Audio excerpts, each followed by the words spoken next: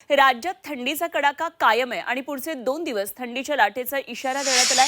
19 डिसेंबरपर्यंत राज्यात थंडीचा कडाका हा जाणवणार आहे आणि रविवारपासून राज्यभरातल्या किमान तापमानाचा पारा आता घसरू लागलाय। अनेक शहरांचा पारा 15 अंशांच्या खाली घसरलेला आहे। मुंबईसह कोकण वगळता उर्वरित महाराष्ट्रात आणि विशेषतः उत्तर महाराष्ट्रात नाशिक, संभाजीनगरसह खानदेश, मराठवाडा, विदर्भाच्या काही भागामध्ये कडाक्याची थंडी रात्री जाणवतीये। उत्तर भारतातून थंड हवेचे प्रवाह वाढले, त्यामुळे राज्यात थंडीचे प्रमाण वाढले आणि पुढचे 2 ते 3 दिवस किमान तापमानात आणखी घट होण्याचा अंदाज हवामान विभागाने वर्तवलेला आहे। थोडक्यात पुढच्या काही दिवसांमध्ये थंडी आता आणखी वाढणार आहे।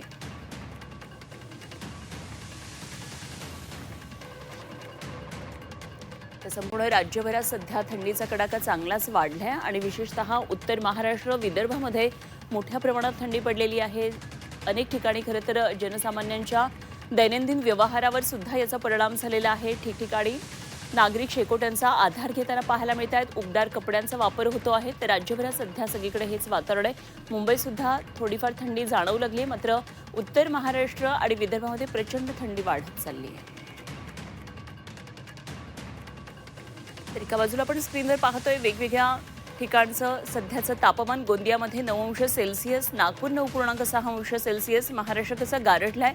वेगवेगळ्या जिल्ह्यांमधलं आपण हे सध्या थंडीचं वातावरण पाहतोय। 9.6 अंश सेल्सिअस अमरावतीचं तापमान, नांदेड 9.6 अंश सेल्सिअस,